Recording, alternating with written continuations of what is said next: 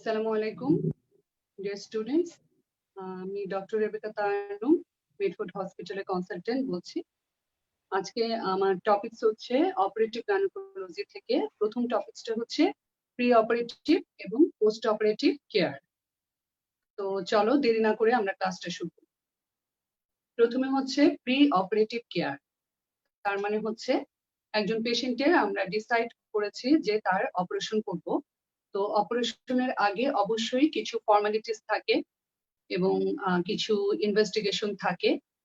সেগুলো মিলেই আমরা আসলে বলি যে প্রি অপারেটিভ কেয়ার।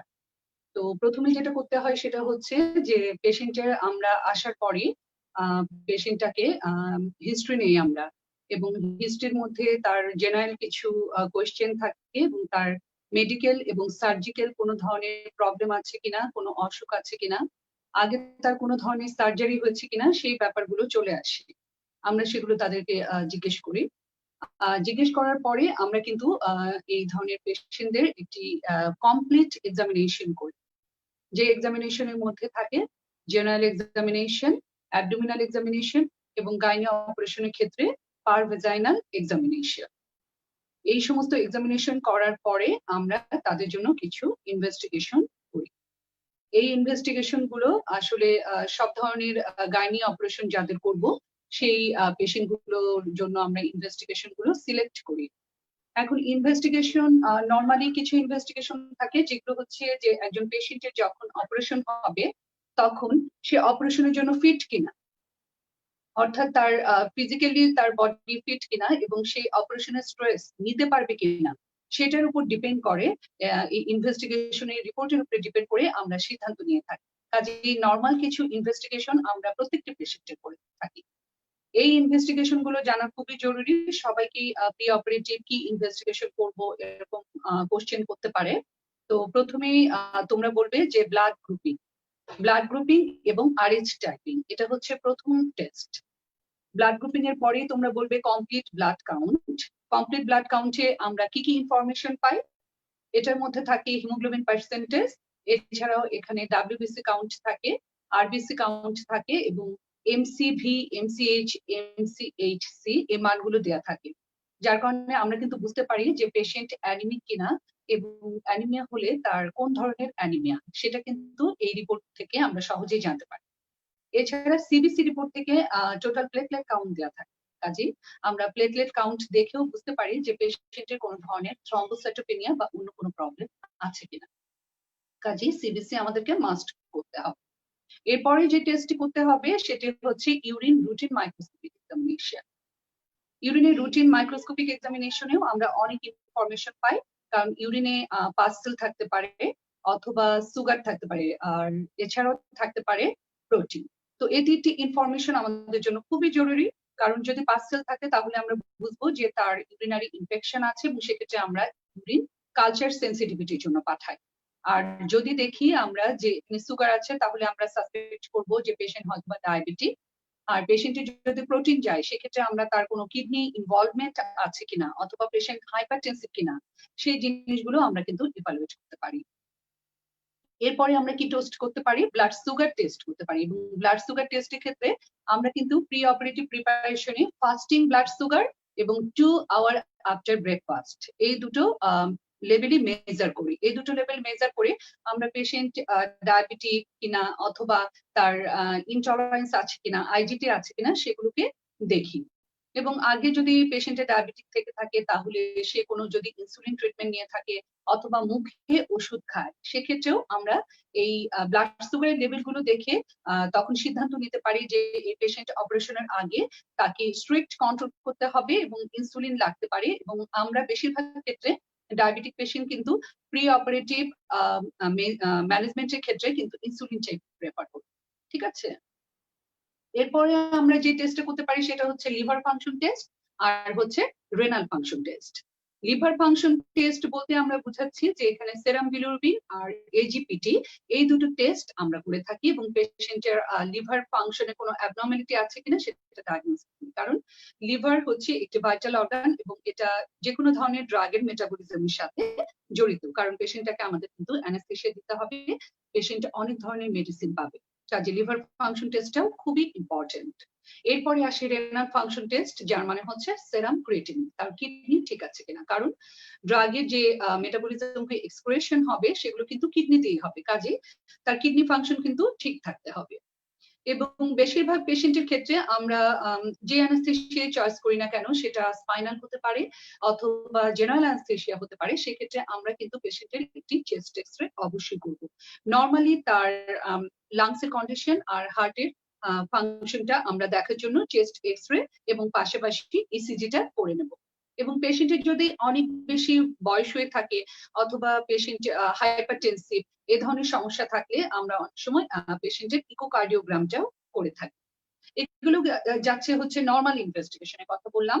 এছাড়াও পেশেন্টের কিন্তু ডিজিজ বুঝে আমরা বিভিন্ন ধরনের টেস্ট পেশেন্টকে দিয়ে থাকি, কিন্তু তোমাদের যখন নর্মালি প্রি অপারেটিভ কি কি ইনভেস্টিগেশন আমরা করি সেটা বলে, তাহলে তোমাদের কিন্তু এই ইনভেস্টিগেশন গুলোর নামই বলতে হবে।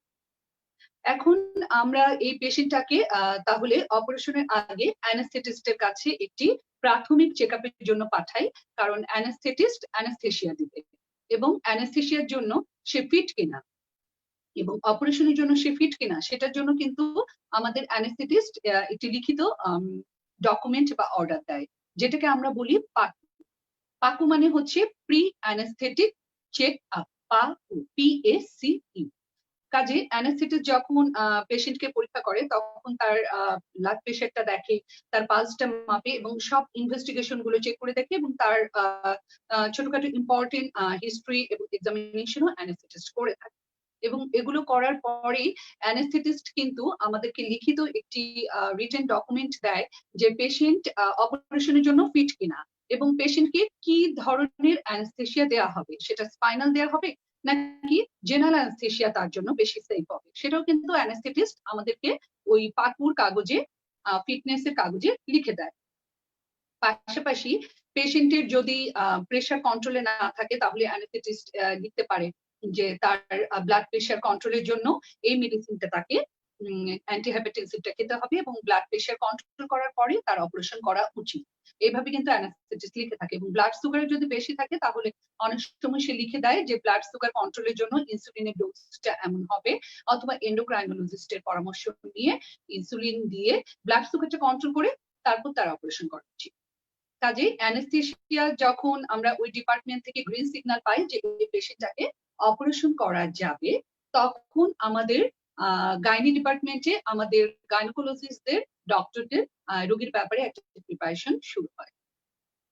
এই প্রিপারেশনে প্রথমে যেটা আছে সেটা হচ্ছে যে ডিসকাশন, কাউন্সিলিং এবং ইনফর্মড কনসেন্ট। কাজে তোমাদেরকে কিন্তু এভাবে জিজ্ঞেস করতে পারে যে প্রি অপারেটিভ প্রিপারেশনে প্রথমেই তোমার কাজ কি। প্রথমে তোমার কাজ হচ্ছে গিয়ে পেশেন্ট বা পেশেন্টের রিলেটিভের সাথে ডিসকাস করা তার অপারেশনটা কি অপারেশন হবে, তার কি ডায়াগনোসিস হয়েছে সে সম্পর্কে সবকিছু বলা, খুলে বলা এবং পেশেন্টের কাছ থেকে একটি রিটেন কনসেন্ট নেওয়া। রিটেন কনসেন্টটা অবশ্যই ভলান্টারি হতে হবে, মানে পেশেন্ট স্বেচ্ছায় লিখিত দিতে হবে যে তার এই অপারেশন করতে সে রাজি আছে এবং হঠাৎ করে চিকিৎসক, সার্জন বা যে কোনো কারণে অনিচ্ছাকৃত কোনো ধরনের কমপ্লিকেশন হলে সেই জন্য হাসপাতাল কর্তৃপক্ষ দায়ী থাকবে না, এরকম করে লেখা থাকে। এবং সেটার মধ্যে কিন্তু পেশেন্ট নিজে পড়ে ফর্মালিটি গুলো দেখে তারপর সই করবে। অনেক ক্ষেত্রে আমরা দেখি যে পেশেন্ট অ্যাডাল্ট নয়, সেক্ষেত্রে কিন্তু তার গার্জেন রিলেটিভ, বাবা মা, তারা কিন্তু এই ইনফর্মড কনসেন্ট পেপারে সই করতে পারে। এখন পেশেন্ট সই করার আগে পেশেন্টের সাথে আমাদের ডিসকাস করতে হবে। এই ডিসকাশন ব্যাপারটা কিন্তু খুবই ইম্পর্টেন্ট, কারণ একটি পেশেন্টের অপারেশন হবে সে কিন্তু এমনিতেই খুব অ্যাংশিয়াস থাকে আর ফোবিক থাকে। কাজে আমরা যদি পেশেন্টের সাথে একটু ডিসকাস করে নিই তাহলে কিন্তু তার সেই অ্যাংজাইটি এবং ফিয়ার অফ সার্জারি বা অপারেশন এই ব্যাপারগুলো কিন্তু তার মন থেকে অনেক ক্ষেত্রেই আমরা রিলিভ করতে পারি। কাজে পেশেন্টের সাথে আমাদের একটু সিম্প্যাথি নিয়ে কথা বলতে হবে এবং ধরো পেশেন্টের ফাইব্রয়েড আছে এবং সেক্ষেত্রে আমরা অ্যাবডোমিনাল হিস্টেরেক্টমি অপারেশনটা করব, তার মানে তার জরায়ু ফেলে দেব। সেক্ষেত্রে আমরা অবশ্যই পেশেন্ট বা তার রিলেটিভকে ইনফর্ম করব যে হোয়াট ইজ হার ডায়াগনোসিস, মানে তার ফাইব্রয়েড ইউটেরাস হয়েছে, and what will be the operative management, যার মানে হচ্ছে আমরা তার জরায়ু ফেলে দিব, এটা তাকে ইনফর্ম করতে হবে। এবং তাকে বুঝিয়ে বলতে হবে যে তার টোটাল অ্যাবডোমিনাল হিস্টেরেক্টমি বা জরায়ু ফেলে দেওয়ার যে অপারেশন, সেই অপারেশনের ক্ষেত্রে তার জরায়ুটা ফেলে দেওয়া হবে। এক্ষেত্রে কিন্তু পরবর্তীতে তার আর মাসিকও হবে না এবং বাচ্চাও হবে না। এভাবে তাকে বুঝিয়ে বলতে হবে। কিন্তু হাজবেন্ডের সাথে মেলামেশার যে ব্যাপারটা আছে, সহবাস, সেক্ষেত্রে তার কিন্তু কোনো প্রবলেম হবে না। এবং তাকে আরো কিছু বলতে হবে, যেমন এই সার্জারি কি ভাবে করা যায়। অনেক ক্ষেত্রে আমরা বলি যে এটা ল্যাপারোস্কোপিক্যালি করা যায়, এটা পেট কেটে অ্যাবডোমিনালি করা যায়, এবং অনেক ক্ষেত্রে আমরা ভ্যাজাইনাল রুটেও হিস্টেরেক্টমি করতে পারি। সেটাও পেশেন্টকে জানাতে হবে যে কোন রুটে করা যায় এবং কোন রুট তার জন্য আমরা প্রেফার করছি, কোন রুটে অপারেশনটা করলে তার জন্য সবচেয়ে ভালো হবে। এবং পেশেন্টকে কিন্তু আমাদের সেটাও জানাতে হবে যে অল্টারনেটিভ টু সার্জারি এই পেশেন্টের ক্ষেত্রে কি হতে পারে। পেশেন্ট অনেক সময় জানতে পারে যে সার্জারি ছাড়াও কি তার ট্রিটমেন্ট আছে, সেটাও কিন্তু আমাদের পেশেন্টকে প্রি অপারেটিভ প্রিপারেশনে তাকে ইনফর্ম করতে হবে যে তার টিউমার অনেক বড় হয়ে গেছে, তার ফ্যামিলি কমপ্লিট এবং তার বয়স 45 এর চেয়েও বেশি। কাজে তার যেহেতু অনেক সিমটম আছে, অনেক ব্লিডিং হচ্ছে, ফ্যামিলি কমপ্লিট, তার জন্য মেডিকেল ট্রিটমেন্টের চেয়ে সার্জিক্যাল ট্রিটমেন্টে বেটার হবে। এভাবে পেশেন্টটাকে আমাদের কাউন্সিলিং করতে হবে। এবং আমাদেরকে কিন্তু হালকা পাতলা ভাবে এই অপারেশন রিলেটেড কি কমপ্লিকেশন হতে পারে সেগুলো সম্পর্কে পেশেন্টকে একটু টাচ দিতে হবে। কিন্তু পেশেন্টকে কিন্তু এত ভয় দেখানো যাবে না যে তার এই কমপ্লিকেশন, গাট ইনজুরি হতে পারে, ব্লাডার ইনজুরি হতে পারে, এভাবে না বলে যে কিছু তো কমপ্লিকেশন সব ধরনের অপারেশনে থাকে। তবে আমরা সার্জনরা খুব ইফিশিয়েন্ট এবং আমাদের অ্যাসিস্ট্যান্ট অ্যানেস্থেটিস্ট সবাই খুব অভিজ্ঞ এবং দক্ষ।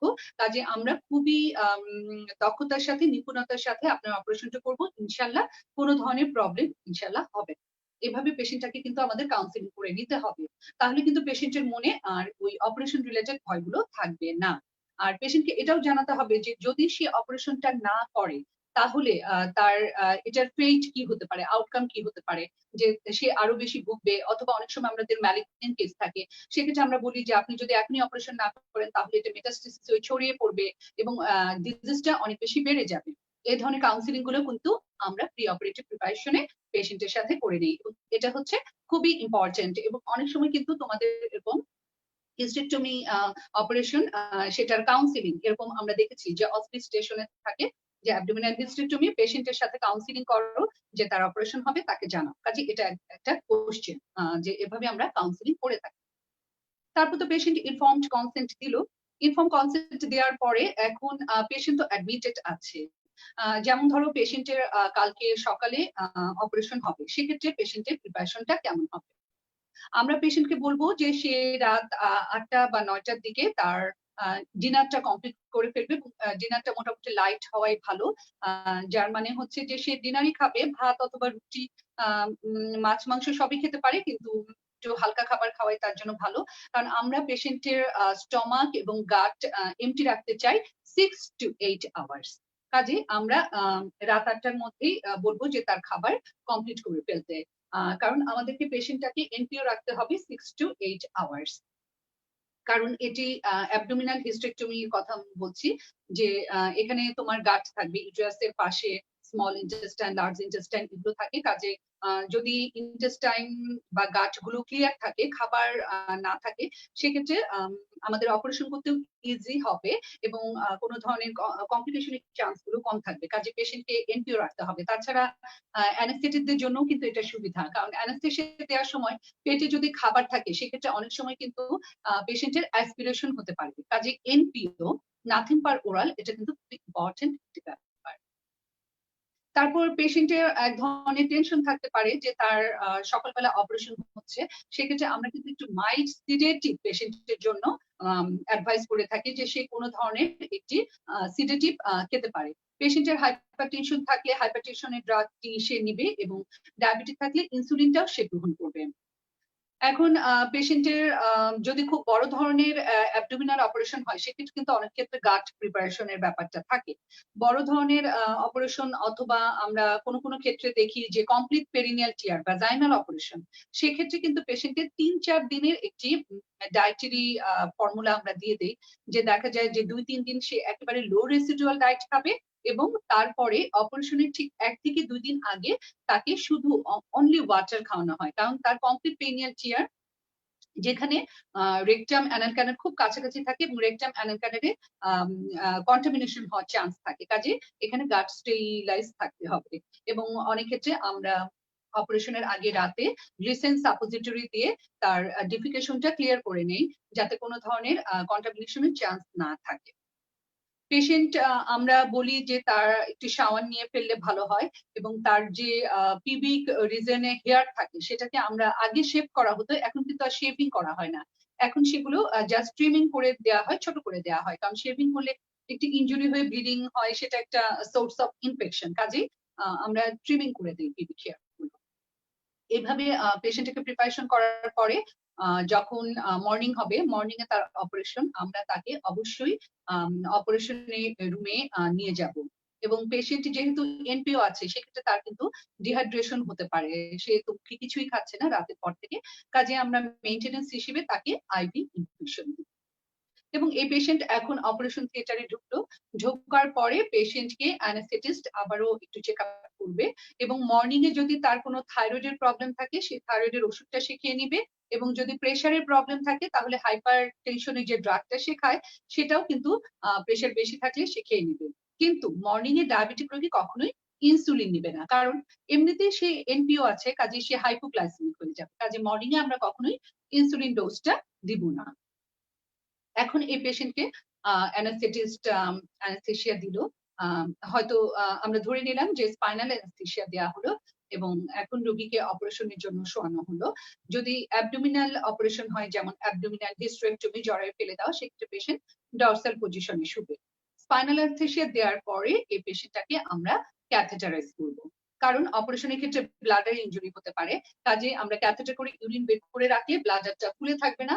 আমরা যখন ওপেন করব পেট, সেক্ষেত্রে কিন্তু ব্লাডার ইনজুরি চান্স কম থাকে, কাজে পেশেন্টকে আমাদের তখন ক্যাথেটার করে ফেলতে হবে।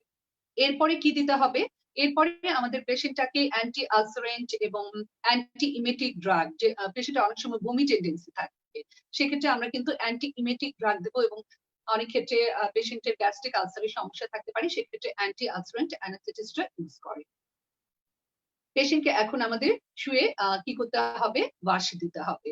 অ্যাবডোমিনাল অপারেশনের ক্ষেত্রে আমরা ওয়াশটা কোথা থেকে কোথা দিই সেটা কিন্তু অনেক সময় জিজ্ঞেস করে। সেক্ষেত্রে তোমরা বলবে যে রিব কেস থেকে শুরু করে মিড থাই পর্যন্ত আমরা পভিসেপ দিয়ে বা পভিডন আয়োডিন দিয়ে ওয়াশ দিয়ে থাকি, এবং আম্বিলিকাসটা কিন্তু খুব ভালো করে ক্লিন করে নিতে হবে। আর ভ্যাজাইনাল অপারেশনের জন্য আম্বিলিকাস থেকে শুরু করে মিড থাই পর্যন্ত আমরা পভিডন আয়োডিন দিয়ে ওয়াশ করে থাকি। ওয়াশ দেওয়ার পরে আমাদের করতে হবে ড্রাপিং। তবে এটা মনে রাখতে হবে যে অ্যাবডোমিনিক ইনসিশন দেওয়ার আগে আমরা অ্যান্টিবায়োটিক দিয়ে দেবো পেশেন্টকে, তাহলে এরপরে কি দিচ্ছি আমরা? Injectable antibiotic. এবং এখানে বিভিন্ন ধরনের অর্গানিজম থাকতে পারে, যেমন gram negative organism, anaerobic organism, enterococci, E coli. So আমরা একটি ব্রড স্পেকট্রাম অ্যান্টিবায়োটিক ইউজ করবো, সেটা হচ্ছে থার্ড জেনারেশন সেফালোস্পোরিন। এটাও তোমাদের অনেক জিজ্ঞেস করে পরীক্ষাতে যে কি অ্যান্টিবায়োটিক ইউজ করবে, তো আমরা দিব থার্ড জেনারেশন সেফালোস্পোরিন, যেটা হচ্ছে কি সেফট্রিএক্সন। আর সাথে আমরা অ্যানোবিক অর্গানিজম কভার করার জন্য দিব মেট্রোনিডাজল ইনজেক্টেবল ফর্মে, এবং সেফট্রিএক্সন দিব আমরা 1 গ্রাম অথবা 2 গ্রাম, আর মেট্রোনিডাজল আমরা দিব 500 মিলিগ্রাম। এখন আমাদের এটাই হচ্ছে pre operative preparation. Pre operative preparation এতটুকুই। এখন তোমার আসি হচ্ছে গিয়ে post operative preparation. Post operative ম্যানেজমেন্টটা কেমন হবে? এতক্ষণ আমি বললাম প্রি অপারেটিভ ম্যানেজমেন্ট। এখন পেশেন্টের অপারেশন হয়ে গেল, হয়ে যাওয়ার পরে এখন পেশেন্টের আমাদের কি করতে হবে? পোস্ট অপারেটিভলি আমরা এই পেশেন্টটাকে কিভাবে ম্যানেজ করব? পোস্ট অপারেটিভ ম্যানেজমেন্টের মধ্যে প্রথমেই যেটা ব্যাপার সেটা হচ্ছে যে পেশেন্টকে আমরা ওটি থেকে অবশ্যই শিফট করব পোস্ট অপারেটিভ রুমে। পোস্ট অপারেটিভ রুমে যখন অ্যানেস্থেটিস্ট শিফট করার পারমিশন দিবে, তখন উনি নিজে কিন্তু ভাইটাল প্যারামিটার গুলো চেক করে নেন, যার মানে হচ্ছে গিয়ে pulse, blood pressure, urine output, intake, এগুলো মেজারমেন্ট করে, এবং পেশেন্টের কনসিয়াসনেসটা দেখে যে পেশেন্ট কনসিয়াস আছে কিনা, এবং সবকিছু দেখে যখন তার মনে হবে যে অক্সিজেন স্যাচুরেশন সবকিছু ভালো আছে, তখন কিন্তু অ্যানেস্থেটিস্ট অ্যাডভাইস করবে যে পেশেন্টকে আমরা এখন পোস্ট অপারেটিভ রুমে শিফট করতে পারবো ওটি থেকে। পোস্ট অপারেটিভ রুমে আমাদেরকে খুবই মেটিকুলাস থাকতে হবে, কারণ পেশেন্টকে আমাদের কিন্তু খুব ক্লোজলি মনিটর করতে হবে এবং ফলো আপ দিতে হবে। এখন পোস্ট অপারেটিভ রুমে আমরা ফলো আপের ক্ষেত্রে কি করব? ফলো আপের ক্ষেত্রে প্রথমে যেটা করব সেটা হচ্ছে যে পেশেন্টের আমরা ভাইটালস দেখব, যার মানে হচ্ছে পালস দেখব, ব্লাড প্রেশার দেখব, তার অস্কালটেট করব একটু লাং। সেক্ষেত্রে আমরা দেখবো তার লাংস এর ব্রেথ সাউন্ড ঠিক আছে কিনা, রেসপিরেটরি রেট ঠিক আছে কিনা, এবং তার হার্টের কন্ডিশনটাও আমরা কিন্তু অস্কালটেশন করে বুঝতে পারবো। আর সাথে আমরা যেটা দেখবো সেটা হচ্ছে পেশেন্টের ইউরিনারি আউটপুট, তার ইনটেক আউটপুটের ব্যাপারগুলো মেনটেন হচ্ছে কিনা। এই জিনিসগুলো হচ্ছে ভাইটাল। এবং আমরা ব্যান্ডেজ এরিয়াটা কিন্তু চেক করে দেখি, পেটে হাত দেই অনেক সময়, কারণ পোস্ট অপারেটিভ বিভিন্ন ধরনের কমপ্লিকেশন হতে পারে। অনেক সময় ইন্ট্রাপেরিটোনিয়াল ইন্ট্রা অ্যাবডোমিনাল হেমোরেজ হতে পারে, সেক্ষেত্রে কিন্তু পেট ডিস্টেন্ডেড থাকতে পারে, তাই না? সেজন্য আমরা একটু অ্যাবডোমিনেও হাত দিব, দেখবো যে অ্যাবডোমিনটা একটু সফট কিনা, ডিস্টেনশন নেই। এবং ব্যান্ডেজটাও আমরা চেক করবো যে ব্যান্ডেজটা কি সফট হয়ে গেছে কিনা, কোনো ধরনের ব্লাড দিয়ে উজিং হচ্ছে কিনা, এগুলো আমরা কিন্তু চেক করি। এবং পেশেন্টের যদি ভ্যাজাইনাল রুটে অপারেশন করে সেক্ষেত্রেও কিন্তু আমরা ভ্যাজাইনাতে কোনো ধরনের প্যাক দেওয়া থাকলে সেটা আমরা চেক করি। অনেক সময় অ্যাবডোমিনাল বিগ যে অপারেশন গুলো করা হয় সেক্ষেত্রে কিন্তু আমরা ড্রেন টিউব ইউজ করি অ্যাবডোমিনে, এবং তখন আমরা ড্রেন টিউবটা দেখি যে সেটার মধ্যে কতটুকু কালেকশন আছে। সেই কালেকশন গুলো আমরা দেখি যে সেটার মধ্যে কি অনেক বেশি ফ্রেশ ব্লাড আসছে কিনা, অথবা নর্মাল পেরিটোনিয়াল ফ্লুইড বা নর্মাল কিছু ব্লাড ডিসচার্জ আসছে কিনা, এগুলো মেজার করতে থাকি। এবং পেশেন্টের অনেক সময় ব্লাডের রিকুইজিশন থাকে, ব্লাডের তখন আমরা পোস্ট অপে অনেক সময় ব্লাড ট্রান্সমিশনও করে থাকি। এখন পেশেন্টের যখন পোস্ট অপারেটিভলি আমরা যে প্রথম দিন যা ফলো আপ করি সেটাকে আমরা কিন্তু বলি জিরো পিওটি, যার মানে হচ্ছে জিরো পোস্ট অপারেটিভ ডে, অর্থাৎ যেদিন পেশেন্টের অপারেশন হয়েছে। তো সেই দিন আমরা যেমন ভাইটাল স্ট্যাটিস্টিক্স গুলো দেখছি, এবং সাথে পেশেন্টের যদি স্পাইনাল অ্যানেস্থেসিয়া দেওয়া হয়ে থাকে সেক্ষেত্রে কিন্তু পেশেন্ট 4 ঘন্টা পরে 3-4 ঘন্টা পরেই পা নাড়তে পারবে, এবং আমরা তখন দেখবো যে পেশেন্টের মুভমেন্ট হচ্ছে কিনা পায়ে এবং হাতে, এবং এটা কিন্তু আমরা এনকারেজ করবো পেশেন্টের। এবং পোস্ট অপারেটিভ কেয়ারে আমাদের যে ব্যাপারটা মাথায় খুব থাকে, স্ট্রাইক করে, সেটা হচ্ছে যে পেশেন্টের কিন্তু অনেক পেইন থাকে, তাই না? কাজে আমাদেরকে কিন্তু এখানে অ্যাপ্রোপ্রিয়েট অ্যানালজেসিক ইউজ করতে হবে, এবং অ্যানালজেসিক ইউজ করাটা এখানে ভেরি ভেরি ইম্পর্টেন্ট। কারণ পেশেন্টের যদি অনেক বেশি পেইন হয় তাহলে কিন্তু পেশেন্ট এমন হতে পারে যে সে ঠিক মতো শ্বাসও নিতে পারে না, রেসপিরেটরি এম্বারেসমেন্ট হয়, পেইনের জন্য সে ঠিক মতো চেস্টের এক্সপানশনও করতে পারে না। কাজে আমাদেরকে কিন্তু অ্যানালজেসিক দিতে হবে, কারণ চেস্ট যদি ঠিক মতো এক্সপান্ড করে সে ব্রেথ না নিতে পারে সেক্ষেত্রে অনেক সময় কিন্তু চেস্টে ইনফেকশন হয়ে যায়। আর যদি ঠিক মতো অ্যানালজেসিয়া দেওয়া হয় সেক্ষেত্রে কিন্তু পেশেন্ট মুভমেন্ট করতেও সুবিধা হয়। দেখা যাবে যে পেইন না থাকলে পেশেন্টের বেটার মুভমেন্ট গুলো হচ্ছে, এবং তার কারণে দেখা যাবে যে সার্কুলেশনও অনেক বাড়ছে। সার্কুলেশন যদি বেশি বাড়ে তাহলে পেশেন্টের কিন্তু পেইন এমনিতেই কমে আসে। আর তাছাড়া পেইন যখন কমে যায় পেশেন্টের কিন্তু সাইকোলজিক্যালি এবং মেন্টালি অনেক আশ্বস্ত বোধ করে যে তার একটু বড় অপারেশন হয়েছে কিন্তু সে কোনো ধরনের বিপদ বা ঝামেলায় নেই। কাজে অ্যানালজেসিকটা খুবই ইম্পর্টেন্ট। এরপর আমাদের ইনজেক্টেবল অ্যান্টিবায়োটিকটাও আমাদেরকে কন্টিনিউ করতে হবে, এবং পেশেন্ট যেহেতু আমরা এনপি করে রেখেছি সেখানে কিন্তু আমরা তাকে ইনফিউশন দিব, এবং আইভি ইনফিউশন দিব। সেক্ষেত্রে তোমাদেরকে অনেক সময় কোশ্চেন করে যে আমরা আইভি ইনফিউশন হিসেবে পোস্ট অপারেটিভ পেশেন্টদেরকে কি কি ধরনের ইনফিউশন দিতে পারি। তো তোমরা বলবে যে আমরা মূলত ক্রিস্টালয়েড দিয়ে থাকি, এবং ক্রিস্টালয়েডের নাম জিজ্ঞেস করবে তখন সেক্ষেত্রে তোমরা বলতে পারো যে এক্ষেত্রে আমরা হার্টম্যান সলিউশন দিতে পারি, আর তাছাড়া আমরা নর্মাল স্যালাইন দিতে পারি এবং ডেক্সট্রোজিন অ্যাকুয়া দিতে পারি। তার মানে আমরা ক্রিস্টালয়েডটাই প্রেফার করি গাইনোকোলজিক্যাল অপারেশনের ক্ষেত্রে। ক্রিস্টালয়েড গুলো দেখা যায় যে খুব বেশি সময় ধরে ইন্ট্রাভাস্কুলার ভলিউমে থাকে না, 1/3 থাকে হচ্ছে ইন্ট্রাভাস্কুলার, 2/3 থাকে হচ্ছে গিয়ে এক্সট্রা ভাস্কুলার কম্পার্টমেন্টে। কাজে ক্রিস্টালয়েড গুলো খুব বেশি সময় ধরে ভেতরে থাকে না, এবং এক্ষেত্রে ফ্লুইড রিটেনশনের সম্ভাবনা কম। তোমাদেরকে জিজ্ঞেস করে যে ইনফিউশন কি পরিমাণে দিব, তখন তোমরা বলবে যে অন এন অ্যাভারেজে আমরা 2000 থেকে 3000 ml, অর্থাৎ 2 থেকে 3 লিটার ফ্লুইড আমরা 24 ঘন্টায় দিব। 2 থেকে 3 লিটার ফ্লুইড আমরা 24 ঘন্টায় কেন দেই? আমরা এই কারণে দেই আমাদের ইনটেক আর আউটপুটের একটি ব্যালেন্স মেনটেন করার জন্য দিই। প্রতিদিন আমাদের কিন্তু শরীর থেকে বেশ কিছু পরিমাণে আবার আউটপুটও হয়ে যায়। আউটপুট হয়ে যায় কিভাবে? প্রথমে যেটা আমরা ভাবি যে ইউরিন দিয়ে ইউরিন হয়ে বের হয়ে যাচ্ছে অনেক পরিমাণে ফ্লুইড, হ্যাঁ? 1200 থেকে 1500 ml তো ইউরিনই বের হয়ে যায়। এছাড়াও ইনসেন্সিবল কতগুলো ওয়াটার লস বা ফ্লুইড লস কিন্তু আমাদের বডি থেকে হয়। যেমন লাংসে রেসপিরেশন এর সময় হয়, স্কিন থেকে সোয়েটিং এর মাধ্যমে হয়। এছাড়া গ্যাস্ট্রোইন্টেস্টাইনাল ট্র্যাক্ট এর মাধ্যমেও কিন্তু ডিফিকেশন এর মাধ্যমেও আমাদের ফ্লুইড লস হয়। কাজেই আমাদের ফ্লুইড ব্যালেন্সটা কিন্তু পোস্ট অপারেটিভলি অবশ্যই মেনটেন করতে হবে এবং সেটা হচ্ছে 2000 থেকে 3000 ml এবং আমরা প্রেফার করব ক্রিস্টালয়েড। পেশেন্ট যদি অ্যানিমিক থাকে সেক্ষেত্রে কিন্তু আমরা ব্লাড ট্রান্সফিউশন দিয়ে থাকি। অনেক ক্ষেত্রে দেখা যায় যে ইমার্জেন্সি পেশেন্টের দরকার হচ্ছে ব্লাড, কিন্তু আমরা ব্লাড পাচ্ছি না। সেক্ষেত্রে ক্রিস্টালয়েডের পাশাপাশি আমরা আর কি দিতে পারি? এই ধরনের কোশ্চেনও করতে পারে। তখন তুমি বলতে পারো যে ক্রিস্টালয়েডের পাশাপাশি আমরা কলয়েড দিতে পারি এবং কলয়েড কি দিতে পারি? অ্যালবুমিন, ডেক্সট্রন, হেটাস্টার্চ এই ধরনের প্রিপারেশন গুলো আমরা দিতে পারি কলয়েড হিসেবে। আর সাথে আমরা কি দেবো? Blood transfusion. তাহলে পেশেন্টের তোমার এনপিও থাকলো, ইনফিউশন দেওয়া হলো, অ্যান্টিবায়োটিক দিলাম, আমরা অ্যানালজেসিক দিলাম, অ্যান্টি আলসারেন্ট দিলাম এবং পেশেন্টের ক্যাথেটার করা আছে এবং তার ইনটেক আউটপুট চার্টটা আমরা মেনটেন করলাম এবং রিপিটেডলি পেশেন্টের কন্ডিশন বুঝে আওয়ারলি টু আওয়ারলি আমরা ভাইটাল গুলো তার মেজার করলাম। এখন এই পোস্ট অপারেটিভ সময়টা কিন্তু খুবই ইম্পর্টেন্ট। কেন ইম্পর্টেন্ট? কারণ পোস্ট অপারেটিভলি তোমার বেশ কিছু কমপ্লিকেশন হতে পারে, তাই না?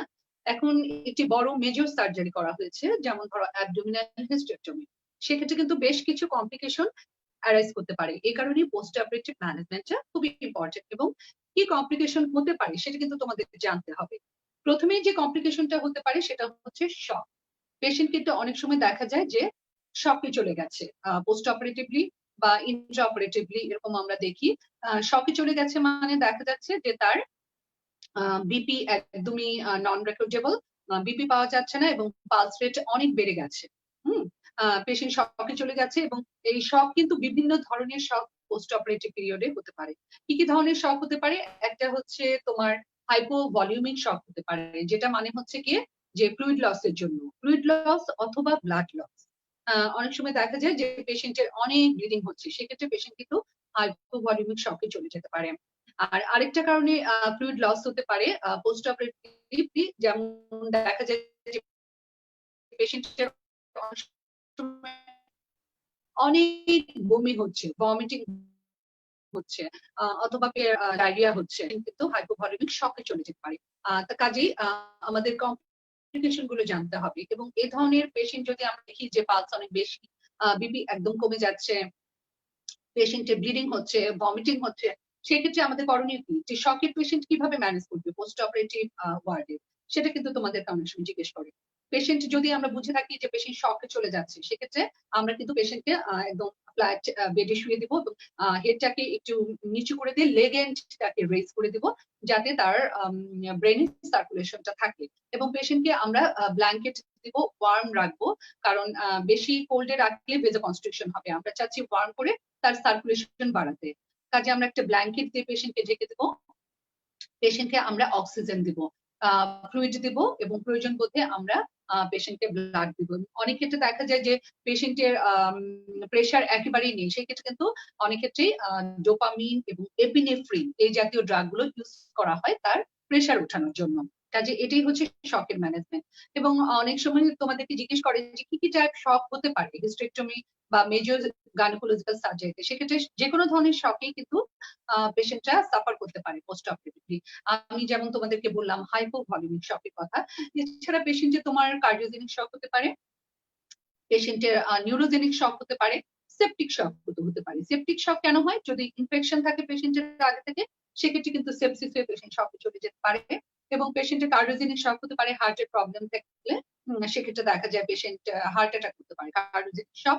এবং অনেক ক্ষেত্রে পেশেন্টের নিউরোজেনিক শক হতে পারে, যে বিশেষ করে ভ্যাজাইনাল টাইপের অপারেশন গুলোতে দেখা যায় যে পেশেন্টের লিথোটমি পজিশন করে আছে অনেকক্ষণ, সেক্ষেত্রে অথবা তোমার ভ্যাজাইনাল রুটে অনেক হ্যান্ডলিং হয়েছে, টাইট প্যাকিং দেওয়া হয়েছে এবং এই ধরনের পেশেন্টের অটোনমিক নার্ভাস সিস্টেম অনেক বেশি স্টিমুলেশন হয়ে হঠাৎ করে পেশেন্টের নিউরোজেনিক শক ডেভেলপ করতে পারে। তোমাদের জন্য শকের নামগুলো জানলেই চলবে, আর আমি যে বললাম হাইপোভলিউমিক শকের ম্যানেজমেন্ট সেটা জানলেই চলবে। এখন আসি 2 নম্বর কমপ্লিকেশন কি? 2 নম্বর কমপ্লিকেশন হচ্ছে হেমোরেজ। তার মানে হচ্ছে পোস্ট অপারেটিভলি ফলো আপে আমাদের মাথায় থাকতে হবে যে পেশেন্টের ব্লিডিং হতে পারে। পেশেন্টের যদি প্রথম 24 ঘন্টার মধ্যে ব্লিডিং হয়, সেটা আমরা প্রাইমারি বা রিঅ্যাকশনারি হেমোরেজ বলতে পারি। এখন এই ধরনের পেশেন্টের যদি হেমোরেজ হয়, অ্যাবডোমিনাল অপারেশনের ক্ষেত্রে দেখা যাবে যে পেট হয়তো অনেক ফুলে গেছে, ডিস্টেন্ডেড পেশেন্ট পেল, অ্যানিমিক মনে হচ্ছে, পেশেন্ট শকে চলে যাচ্ছে এরকম, হ্যাঁ? তো পেশেন্টের তোমার এ ধরনের হেমোরেজ হতে পারে। আর যদি ভ্যাজাইনাল রুটে অপারেশন হয়েও হেমোরেজ হয়, সেক্ষেত্রেও দেখা যাবে ভ্যাজাইনাল রুটে হয়তো প্যাক ছিল, সেটা একেবারে সোকড হয়ে গেছে ব্লাড দিয়ে, কাজে হেমোরেজ হতে পারে। আর পেশেন্টের ইমিডিয়েট পোস্ট অপারেটিভ পিরিয়ডে যেই হেমোরেজটা, সেটাকে আমরা প্রাইমারিও বলতে পারি ডিউরিং অপারেশন, অথবা 24 ঘন্টার মধ্যে রিঅ্যাকশনারি হেমোরেজ হতে পারে। কাজে হেমোরেজের ট্রিটমেন্ট হচ্ছে গিয়ে আমাদের একই, শকে চলে যেতে পারে। শকের মতোই তোমরা বলবে যে পেশেন্টকে ফ্ল্যাট শুয়ে দেওয়া, ফ্লুইড দেওয়া এবং ব্লাড অ্যারেঞ্জ করা, এই ট্রিটমেন্ট গুলো, অক্সিজেন দেওয়া, এই ট্রিটমেন্ট গুলো তোমরা হেমোরেজের ক্ষেত্রে দিতে পারো। 3 নম্বর কমপ্লিকেশন হিসেবে তোমরা বলতে পারো ইউরিনারি প্রবলেম। যেমন অনেক ক্ষেত্রে পেশেন্টের কিন্তু দেখা যায় ইউরিনারি রিটেনশন হতে পারে। ইউরিনারি রিটেনশন যদি হয়ে যায়, সেক্ষেত্রে আমরা কিন্তু প্রথমে দেখি যে তার ক্যাথেটার ঠিক মতো আছে কিনা, অথবা অনেক সময় ক্যাথেটার ব্লক হয়ে যায়, কাজে সেটা আমরা চেক করে দেখবো। এছাড়াও অনেক সময় কিন্তু ইউরিন রিটেনশন হতে পারে, অথবা পেশেন্টের সিস্টাইটিস ডেভেলপ করতে পারে। এবং অনেক পেশেন্টের আবার আমরা দেখতে পারি যে পেশেন্টের ইউরিন লিক হচ্ছে, কন্টিনিউয়াস ডেভেলপ করছে। সেটা তুমি বুঝবে যদি দেখো যে ইউরিন লিক হচ্ছে, তখন কিন্তু তোমার মাথায় অনেক সময় থাকতে পারে যে এটা কি তাহলে ব্লাডারের ইনজুরি হয়েছে কিনা, ইউরিন লিক হচ্ছে কিনা, মানে ফিস্টুলা কিনা। তাহলে এটা হচ্ছে কি ইউরিনারি কমপ্লেইন। এরপরে তুমি বলতে পারো যে পেশেন্টের ভমিটিং। ভমিটিং কিন্তু একটি পোস্ট অপারেটিভে তোমার কমপ্লিকেশন বা সাইড ইফেক্ট, যে অনেক সময় পেশেন্টের অনেক বেশি ভমিটিং হতে পারে। ভমিটিং কিন্তু বিভিন্ন কারণে হতে পারে, যেমন ধরো তোমার অনেক রকম ড্রাগ ইউজ করা হয় অ্যানেস্থেশিয়াতে, এবং পেইন কিলার হিসেবে পেথিডিন অথবা মরফিন ইউজ করা হয়। এই ড্রাগের সাইড ইফেক্ট হিসেবে কিন্তু পেশেন্টের অনেক সময় ভমিটিং হয়। এবং ভমিটিংটা খুবই ইম্পর্টেন্ট, কারণ বেশি ভমিটিং হলে কিন্তু অনেক সময় পটাশিয়াম অনেক বেশি লস হয়, ইলেকট্রোলাইট ব্যালেন্স হয়ে যায়, এবং পটাশিয়াম বেশি লস হলে কিন্তু সেক্ষেত্রে পেশেন্টের কার্ডিয়াক ফাংশনের উপরে অনেক ইফেক্ট পড়ে। কাজেই তোমার ভলিউম সাপ্লিমেন্ট দিতে হবে, ইলেকট্রোলাইটটা করে দেখতে হবে, এবং যদি দেখি পটাশিয়াম কমে গেছে, সেক্ষেত্রে কিন্তু পটাশিয়াম সাপ্লিমেন্টও দেওয়া লাগতে পারে। এটা গেল ভমিটিং এর কথা। তারপর তোমার কমপ্লিকেশন হিসেবে অনেক সময় আমরা পেশেন্টের দেখি যে পেশেন্টের পেট একটু ফোলা ফোলা মনে হচ্ছে, তো তখন সেটাকে আমরা বলি ডিস্টেনশন।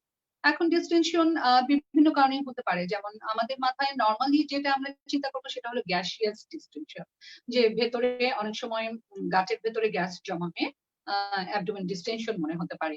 এছাড়াও কিন্তু আরো কিছু কন্ডিশনে অ্যাবডোমেন ডিস্টেনশন হতে পারে, যেমন যদি ব্লাড জমা হয়, অথবা অপারেশন অনেক বেশি অ্যাডহেশন ছিল, তো সেগুলো যখন এক্সটেন্সিভ অপারেশন করা হয়েছে, তখন সেখান থেকে এক ধরনের এক্সুডেট উজি জমা হতে পারে, অথবা অনেক ইনফেক্টিভ ফোকাই থাকতে পারে অপারেটিভ ফিল্ডে, সেক্ষেত্রে পাস ব্লাড এগুলো জমা হয়ে কিন্তু ডিস্টেনশন হতে পারে। কাজে অ্যাবডোমিনাল ডিস্টেনশন এটা হচ্ছে এক ধরনের কমপ্লিকেশন।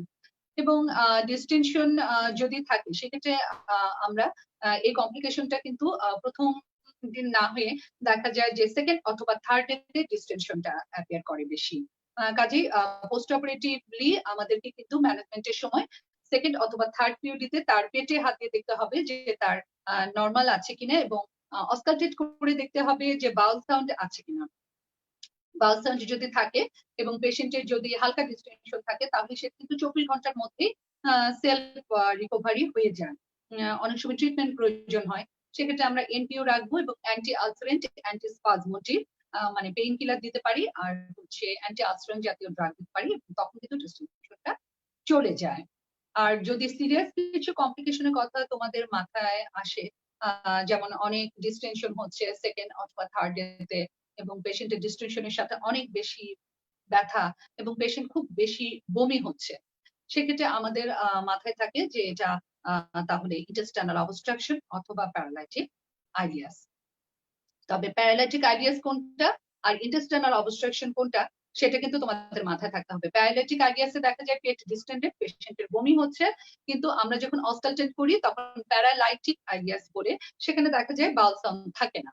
আর ইন্টেস্টাইনাল অবস্ট্রাকশনের ক্ষেত্রে দেখা যায় এক্ষেত্রেও পেশেন্টের ডিস্টেন্ডেড এবং তার বমি হচ্ছে, কিন্তু আমরা যদি অস্কালটেট করি সেক্ষেত্রে কিন্তু আমরা তার বাউল সাউন্ড পাই, কারণ এখানে একটা অবস্ট্রাকশন থাকে মেকানিক্যাল এবং পেশেন্টের কিন্তু অনেক বেশি পেরিস্টালসিস থাকে এবং অনেক পেইনও থাকে, সেক্ষেত্রে আমরা কিন্তু বাউল সাউন্ড পাই।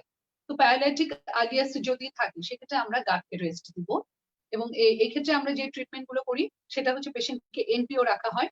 অনেক সময় যেহেতু ভেতরে ব্লাড অথবা পাস থাকতে পারে, যে কোনো ধরনের উজিং কালেকশন জমা হতে পারে, সেখানে অনেক ক্ষেত্রে আমরা কিন্তু নেজোগ্যাস্ট্রিক টিউব দিয়ে দিই পেশেন্টের, এবং নেজোগ্যাস্ট্রিক সাকশন করে করে আমরা গাটটাকে যখন ক্লিয়ার করি সেক্ষেত্রে কিন্তু দেখা যায় যে আবারও তার গাটের ফাংশনটা চলে এসছে এবং নর্মালি রোগীর রিকভারি হয়ে যাচ্ছে এবং ফ্ল্যাটাস পাস করেছে, এবং তখন আস্তে আস্তে আমরা পেশেন্টকে কিন্তু ওরাল করে ফেলতে পারি। আর ইন্টেস্টাইনাল অবস্ট্রাকশনের ক্ষেত্রে দেখা যায় যে যখন ভালো হচ্ছে না, অনেক ব্যথা বমি, সেক্ষেত্রে আমরা কিন্তু ইনভেস্টিগেশন করি, এবং ইনভেস্টিগেশন অনেক সময় তোমাকে জিজ্ঞেস করে যে তোমার যদি পেট অনেক ডিস্টেনশন মনে হয়, পেশেন্ট বমি করছে, তাহলে তুমি কি ভাবছো? তখন তুমি বলতে পারো যে এটা প্যারালাইটিক আলিয়াস বা ইন্টেস্টাইনাল অবস্ট্রাকশন হতে পারে। তাহলে তখন বলে টিচারে জিজ্ঞেস করতে পারে যে তাহলে তুমি কিভাবে এটাকে কনফার্ম করবে? তুমি বলবে যে আমরা ইনভেস্টিগেশন করব, ইনভেস্টিগেশনের মধ্যে আমরা এক্স-রে অ্যাবডোমেন করব সিটিং পজিশনে, এবং এক্স-রে করলে আমরা সেখানে তোমার অনেক সময় গ্যাসিয়াস ডিস্টেনশন পাওয়া যায় অথবা ফ্লুইড লেভেল পাওয়া যেতে পারে, যদি কোনো কালেকশন থাকে সেটা, এবং অনেক ক্ষেত্রেই অ্যাক্সিডেন্টালি ফরেন বডি থাকতে পারে। ফরেন বডি মানে হচ্ছে কেউ অজ্ঞানত বশত দেখা যায় মপ রেখে এসছে অথবা কোনো গজের পিস অথবা স্মল কোনো ইনস্ট্রুমেন্ট ফরেন বডি থাকতে পারে, কাজে এগুলো কিন্তু এক্সরে করলে জানা যাবে, অথবা আল্ট্রাসোনোগ্রাম করেও কিন্তু আমরা কনফার্ম হতে পারবো যে তার কেন অ্যাবডোমেন ডিস্টেন্ডেড হয়ে আছে, এবং সেই অনুযায়ী তখন আমরা কিন্তু তার ট্রিটমেন্ট গুলো দিব। যে ফরেন বডি থাকলে তার কিন্তু রিল্যাপারেটমি দরকার, হ্যাঁ, রিল্যাপারেটমি করে তাকে অবশ্যই সেই মপ অথবা ইনস্ট্রুমেন্টটা আউট করতে হবে, এবং অনেক সময় আমরা ওপেন করে দেখি যে সেখানে পাস অথবা ব্লাড জমে আছে, ইনফেক্টিভ ম্যাটেরিয়াল জমে আছে, সেটাকে যদি আমরা ওয়াশ করে নেই তাহলে কিন্তু পরবর্তীতে তার ডিস্টেনশনটা চলে যায়। তাহলে এভাবে আমরা ম্যানেজ করবো, এবং অনেক ক্ষেত্রে পেশেন্টের ইনফেকশন থেকে পেরিটোনাইটিস ডেভেলপ করে। পেরিটোনাইটিস মানে পেরিটোনিয়ামে ইনফেকশন হয়ে যায়। পেরিটোনিয়ামে যদি ইনফেকশন হয় সেক্ষেত্রে দেখা যায় যে পেশেন্টের জ্বর আসে, পেরিটোনিয়াম ইনফেকশনের জন্য পেশেন্টের ব্যথা হচ্ছে, সেই একই কথা অ্যাবডোমেন ডিস্টেনশন হয় এবং অনেক ক্ষেত্রে বমি হয় এবং পেশেন্টের পেইন থাকে, এবং অনেক ক্ষেত্রে দেখা যায় যে আমরা যখন অ্যাবডোমিনাল হিস্টেরেক্টমি করি তখন তলপেটের দিকে পেলভিসের দিকে যদি হিউজ এক্সটেন্সিভ অপারেশন হয় কোনো ম্যালিগন্যান্ট কেস অথবা পেলভিক ইনফ্ল্যামেটরি অথবা এন্ডোমেট্রিয়াসিস, সেখানে অনেক অ্যাডহেশন থাকে, ওই সমস্ত ক্ষেত্রে অনেক সময় ইনফেক্টিভ পোকাই থাকতে পারে ইনফেক্টিভ কেসে, এবং পেলভিকে অ্যাবসেস তৈরি হতে পারে, এবং সেখান থেকে দেখা যায় তার জ্বর আসে এবং প্রচুর ব্যথা হয় এবং তার ডিফিকেশনের সময় পেইন হয়, এবং এক ধরনের loose motion frequency of defecation এরকম প্রবলেম গুলো থাকে। আলট্রাসোনোগ্রাম করে আমরা তখন কিন্তু পেলভিসে অ্যাবসেস পাই, এবং সেই পেলভিক অ্যাবসেসটা ভ্যাজাইনাল রুটে যদি ড্রেন করে দেওয়া হয় তাহলে পেশেন্ট কিন্তু একদম রিকভারি হয়ে যায়। কাজে পেরিটোনাইটিস, পেলভিক অ্যাবসেস এগুলো কিন্তু তোমার কমপ্লিকেশন হিসেবে পরবর্তী দিকে আসে। দেখা যায় পেশেন্টের পোস্ট অপারেটিভ 4-5 দিন গেল, 7 দিন গেল, তখন কিন্তু এই প্রবলেম গুলো হতে পারে। আর সবার শেষে আরেকটি কমপ্লিকেশনের কথা বলবো যেটা আমাদের দেশে মোটামুটি কম কিন্তু বাইরের দেশে প্রচুর হয়, সেটা হচ্ছে deep vein thrombosis. Deep vein thrombosis patient বাইরে অনেক বেশি পাওয়া যায়। এটার জন্য কিছু রিস্কি ফ্যাক্টর থাকে, যেমন ডিপ ভেইন থ্রম্বোসিস কাদের বেশি হয়? যারা অনেক বেশি ওবেস অথবা খুবই ইল পেশেন্ট থাকে, যাদের কোমরবিডিটি অনেক বেশি, ইমিউনোলজিক্যাল ডিসঅর্ডার আছে এবং বয়স অনেক বেশি, অথবা ক্যান্সারের পেশেন্ট অথবা ইমিউনোলজিক্যাল ডিজিজের পেশেন্ট, অথবা ডিপ ভেইন থ্রম্বোসিস ফ্যামিলিয়াল হয়, অনেক সময় ফ্যামিলিতে অন্যদেরও এই থ্রম্বোসিসটা হয়েছিল সার্জারির সময় অথবা অন্য কোনো কারণে, তাদের ক্ষেত্রে দেখা যায় ডিপ ভেইন থ্রম্বোসিসের চান্সটা বেশি থাকে। কাজে আমরা পেশেন্ট সিলেকশন করব এবং ডিপ ভেইন থ্রম্বোসিস যাতে না হয় সেক্ষেত্রে যাদের যারা হাই রিস্ক, যেটা আমি বললাম যে যাদের এজ বেশি অথবা যারা অনেক বেশি ওবেজ, হ্যাঁ, ফ্যামিলি হিস্ট্রি অথবা ইমিউনোলজিক্যাল ডিজিজ আছে, ক্যান্সার, সেক্ষেত্রে আমরা কিন্তু প্রোফাইলেকটিক্যালি অনেক সময় হেপারিন দিয়ে থাকি। লো মলিকুলার হেপারিনটা আমরা আগেই দিয়ে থাকি, না হলে দেখা যায় যে তার একটা পা ফুলে গেছে টেন্ডার, এবং সেটা দেখে আমরা বুঝতে পারি যে ডিপ থ্রম্বাস ফর্মেশন হয়েছে। এবং থ্রম্বোস যাতে না হয় সেক্ষেত্রে আমরা আগেই হেপারিন ইউজ করতে পারি। আর যদি হয়ে যায় কমপ্লিকেশন সেক্ষেত্রেও আমাদের হেপারিন ইউজ করতে হবে। লো মলিকুলার ওয়েট হেপারিন ইউজ করা হয় এবং এটা কন্টিনিউ করা হয় 7 থেকে 10 দিন। কাজেই এগুলো হচ্ছে পোস্ট অপারেটিভ কমপ্লিকেশন। তো আমরা আবার চলে যাই পোস্ট অপারেটিভ কেয়ার।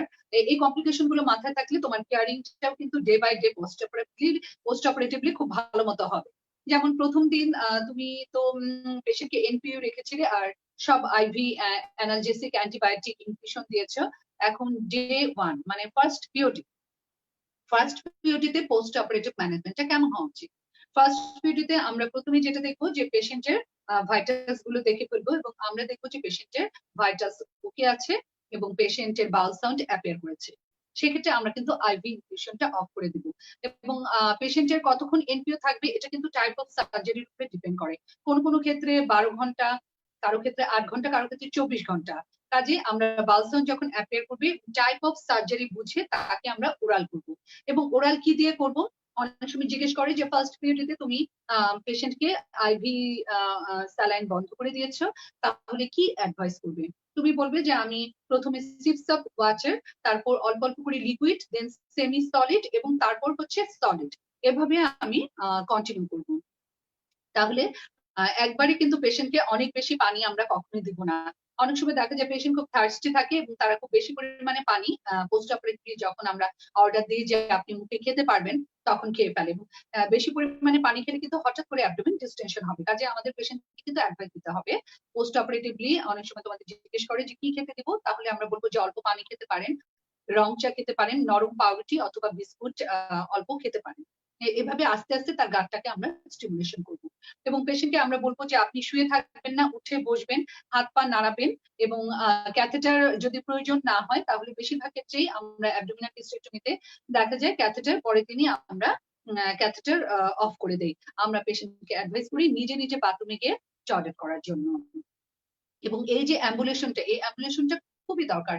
অ্যাম্বুলেশন পেশেন্ট যদি নিজেই নাড়াচাড়া করে, নিজে বসে উঠে, তাহলে দেখা যায় যে সে সাইকোলজিক্যালি অনেক বেশি ফিট থাকে এবং পেশেন্টের সার্কুলেশন বেড়ে যায়, তার পেইন কিলার কম লাগে এবং সার্কুলেশন যেহেতু বেড়ে যায় তার উন্ড হিলিং এও এটা হেল্প করে। কাজে অ্যাম্বুলেশনে দেখা যায় তোমার থ্রম্বোসিস, এম্বুলিজম এগুলো কম হয়, কারণ ব্লাডের স্ট্যাসিসটা থাকে না। পেশেন্ট মুভমেন্ট করলে সার্কুলেশন বাড়ে। কাজে অ্যাম্বুলেশনটা কত ইম্পর্টেন্ট। তোমাদেরকে কিন্তু পরীক্ষা অনেক সময় জিজ্ঞেস করে যে অ্যাম্বুলেশনের ইম্পর্টেন্স কি। এখন পেশেন্টকে আমরা যখন ক্যাথেটার অফ করি অনেক ক্ষেত্রে দেখা যায় পেশেন্ট কিন্তু ইউরিনেট করতে পারে না। হ্যাঁ, তো সেটাও কিন্তু কিছু আমাদের পেশেন্টদেরকে আমরা কিছু ট্রিক্স দিয়ে দেই। যেমন অনেক পেশেন্ট ব্যথার জন্য অথবা ভয়ে পেশাব করতে পারে না, তাদের ক্ষেত্রে আমরা কি করব? প্রথমে এনকারেজ করবো যে আপনি পেশাব করতে পারবেন, আপনি নিজে নিজেই পেশাব করেন। এবং অনেক ক্ষেত্রে পেশেন্টকে আমরা বেড প্যান দেই ওয়ার্ডের পেশেন্টদেরকে। আসলে পেশেন্টের প্রাইভেসিটা মেনটেন করা উচিত এবং পেশেন্টের কিন্তু প্যানের চেয়ে কমোডটা বেশি প্রেফার করবে। এবং অনেক ক্ষেত্রে পেশেন্টকে আমরা কিন্তু ওই কলের ট্যাপ যেটা সেটা ছেড়ে দিই, রানিং ওয়াটার দেখে তখন কিন্তু পেশেন্টের একটি মিচুরেশনের রিফ্লেক্স অ্যারাইজ করে, তখন পেশেন্ট নিজে নিজে পেশাব করে। এই ধরনের কোশ্চেনও তোমাদেরকে জিজ্ঞেস করে যে পেশেন্টের যদি ইউরিনেট করতে প্রবলেম হয় তাহলে তোমরা সেটা কিভাবে ম্যানেজ করবে? তখন তোমরা বলবে যে এনকারেজ করবো, কল ছেড়ে দেবো, রানিং ট্যাপ, পেশেন্টের প্রাইভেসি মেনটেন করবো এবং পেশেন্ট যদি পেইনের জন্য পেশাব করতে না পারে তাহলে পেইন কিলার দিব। তারপরেও যদি পেশেন্টের পেশাব করতে সমস্যা হয় সেক্ষেত্রে কিন্তু আমাদেরকে অবশ্যই রিক্যাথেটারাইজ করে দিতে হবে আবার। হ্যাঁ, না হলে পেশেন্টের কিন্তু ইউরিনারি রিটেনশন ডেভেলপ করবে। এখন এই পেশেন্টটা তোমার অ্যাম্বুলেশন করলো এবং ইউরিনেশন নিজেই করলো এবং সে ফ্লুইড খাচ্ছে। আস্তে আস্তে তার কিন্তু আইভি ফর্মে যে আমরা ইনজেক্টেবল ফর্মে যে ওষুধগুলো দিয়েছিলাম সবকিছুই কিন্তু আমরা ওরাল ফর্মে করে দিচ্ছি। এবং দেখা যায় থার্ড ডেতে গিয়ে আমরা পেশেন্টের ড্রেসিংটা চেক করছি যে তার ওই খুনটা হেলদি আছে কিনা এবং পেশেন্টের বাউল যদি মুভমেন্ট না করে থাকে, সে অলরেডি সলিড খাবার খাচ্ছে, সেক্ষেত্রে কিছু কিছু পেশেন্টের ক্ষেত্রে আমরা কিন্তু গ্লিসারিন সাপোজিটরি দিয়ে তার ডিফিকেশনটা করিয়ে দিই। এবং পেশেন্টের পোস্ট অপারেটিভ কেয়ারে তোমাকে জিজ্ঞেস করতে পারে যে আমরা পেশেন্টকে ডিসচার্জ কখন দিব। পেশেন্টের ডিসচার্জ কিন্তু পেশেন্টের কন্ডিশনের উপরে ডিপেন্ড করে, টাইপ অফ সার্জারির উপরে ডিপেন্ড করে। কাজে তুমি বলতে পারো যে পেশেন্টের কন্ডিশন যদি ভালো থাকে তাহলে 5th থেকে 7th পোস্ট অপারেটিভ ডে এর মাঝখানে আমরা পেশেন্টটাকে ডিসচার্জ দিব পোস্ট অপারেটিভলি। তখন তোমাকে জিজ্ঞেস করতে পারে যে ডিসচার্জের আগে, একটি পেশেন্ট ডিসচার্জের আগে তুমি এই পেশেন্টের কি কি জিনিস চেক করবে? এগুলো কিন্তু নর্মাল তোমাদের ফাইনাল প্রফে কোশ্চিন গুলো করে। তো তখন তুমি বলতে পারো যে আমাদের পেশেন্ট ডিসচার্জের আগে অবশ্যই আমরা তার ভাইটালস দেখে নেবো যে তার পালস, ব্লাড প্রেশার ঠিক আছে কিনা, এবং সে যে ওষুধগুলো খেত অ্যান্টি হাইপারটেনসিভ, অ্যান্টি ডায়াবেটিক, এগুলো দিয়ে তার সবকিছু কন্ট্রোলে আছে কিনা। আমরা তার অপারেশনের উন্ড এরিয়াটা অবশ্যই চেক করে দেব, এবং তার ইউরিনেশন, ডিফিকেশন ঠিক আছে কিনা এই জিনিসগুলো আমরা দেখে দেব। এবং পেশেন্টের স্টিচ অফ করা লাগলে স্টিচ অফ করে দেব, অথবা কবে স্টিচ অফ করবে সেটা আমরা কিন্তু অ্যাডভাইজে লিখে দেব। এখন তোমাকে জিজ্ঞেস করবে যে ডিসচার্জের সময় একটি পেশেন্টকে তোমরা কি কি অ্যাডভাইস দিতে পারো। তখন তুমি বলবে যে নর্মাল কিছু অ্যাডভাইস কিন্তু আমরা দিই। হ্যাঁ, একটি মেজর সার্জারির পেশেন্ট, তাকে আমরা কিন্তু অ্যাডভাইসে লিখে থাকি যে আপনি 7 থেকে 15 দিন পরে হালকা হাউস হোল্ড যে ওয়ার্ক গুলো আছে ঘরের মধ্যে, এই ধরো একটু বিছানা গোছানো, একটু হাঁটা চলা, একটু কাপড় গোছানো, এই টাইপের হালকা হাউস হোল্ড যে কাজগুলো সে করতে পারবে, কিন্তু কোনো ভারী জিনিস তোলা, ভারী কাজ করা, হ্যাঁ জার্নি করা, এগুলো কিন্তু আমরা অ্যাভয়েড করি। এবং কতদিনের জন্য আমরা তাকে মোটামুটি রেস্টে থাকতে বলি একটি মেজর সার্জারি পরে, সেক্ষেত্রে তোমরা বলবে যে আমরা 1.5 মাস, 6 উইক বলি, যে পেশেন্টটা যেন রেস্টে থাকে, ঘরেই থাকে মোটামুটি, ভারী কোনো কাজ না করে, এবং তেমন কোনো জার্নিও না করে। আর আরেকটা ব্যাপারে পেশেন্টদের অবশ্যই কোশ্চেন থাকে, সেটা হচ্ছে কোয়ার্টার বা ইন্টারকোর্স, সেটা কবে থেকে করবে। সেটাও তোমরা বলবে যে আসলে এটা ডিপেন্ড করে পেশেন্টের উপরে, মেজর সার্জারি পরে যে পেশেন্ট সাইকোলজিক্যালি কতটুকু ফিট এবং পেশেন্ট ফিজিক্যালি কতটুকু ফিট। বেশিরভাগ পেশেন্টই চায় না যে তার এত বড় সার্জারি পরে খুব দ্রুত সে কোয়ার্টার বা সহবাসে ফিরে যেতে।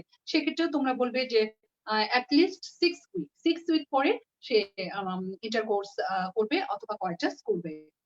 তো এইভাবে আমরা পেশেন্টকে আরো কিছু বলে দেই যে তার যদি আর কোনো প্রবলেম পরে মনে হয়, সেক্ষেত্রে সে হাসপাতালে যোগাযোগ করবে যেখানে তার অপারেশন হয়েছে। আর তার যদি সেলাই পরে স্টিচ অফ করা লাগে 7 থেকে 10 দিন পরে, সেক্ষেত্রে সে আমাদের কাছে এসে স্টিচ অফ করে যাবে। এই নর্মাল অ্যাডভাইস গুলো তাকে দেওয়া থাকে। তবে তোমার অ্যাবডোমিনাল অপারেশন অথবা ভ্যাজাইনাল অপারেশনের ক্ষেত্রে বাসায় যখন পেশেন্ট চলে যায়, তখনও পোস্ট অপারেটিভ পেশেন্টদেরকে আমরা কিন্তু কিছু কমপ্লিকেশন তাদের হতে পারে এই সম্পর্কে কিছুটা অ্যালার্ট করে দিয়ে থাকি। যেমন ধরো তার কিন্তু পরবর্তীতে দেখা যায় ভ্যাজাইনাল রুটে যে অপারেশন গুলো হয়, সেক্ষেত্রে অনেক ক্ষেত্রে পেশেন্টের ভল্ট প্রোলাপস হতে পারে, ভল্টে গ্র্যানুলোমা হতে পারে। অ্যাবডোমিনাল অপারেশনের ক্ষেত্রেও দেখা যায় যে ভল্টে গ্র্যানুলোমা হতে পারে, ভল্টে প্রোলাপস হতে পারে, ডিসচার্জ হতে পারে। এবং অনেক পেশেন্টের লেট কমপ্লিকেশন হিসেবে ডিসপ্যারোনিয়া ডেভেলপ করে, সেক্সুয়াল ডিসফাংশন অ্যারাইজ করে। এবং অ্যাবডোমিনালে যখন আমরা মেজর সার্জারি গুলো করি, সেই ক্ষেত্রে অনেক সময় কিন্তু হার্নিয়া হতে পারে, হ্যাঁ ইনসিশনাল হার্নিয়া। কাজে এগুলো হচ্ছে গিয়ে লেট কমপ্লিকেশন। এই ধরনের কমপ্লিকেশন গুলো তোমাদেরকে কিন্তু জিজ্ঞেস করতে পারে যে লেট কি কমপ্লিকেশন হয়, এবং এই কমপ্লিকেশন গুলো তখন পেশেন্ট যদি বলে সেগুলো কিন্তু অ্যাকর্ডিংলি তখন ওইভাবে ম্যানেজ করতে হবে। কাজে আমার মনে হয় pre operative management, post operative management আর পোস্ট অপারেটিভ কমপ্লিকেশন, এই তিনটি বিষয় আমি তোমাদেরকে আজকে পড়ালাম। তোমাদের আন্ডার গ্রাজুয়েটের জন্য এর চেয়ে মনে হয় আর বেশ কিছু লাগবে না। তো আজকে আমার লেকচার মনে হয় এখানেই শেষ করে দিচ্ছি। হ্যাঁ, আল্লাহ হাফেজ। পরে অন্য কোনো লেকচার নিয়ে আবার তোমাদের সাথে দেখা হবে। সে পর্যন্ত আল্লাহ হাফেজ।